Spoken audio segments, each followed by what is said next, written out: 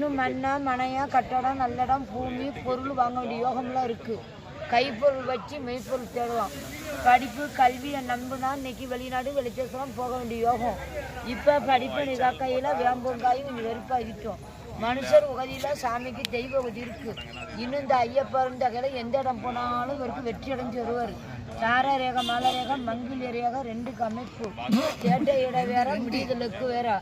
விளங்குறது ஒண்ணுதான் விடுவிடுத்த மாலை போற இடத்துக்கு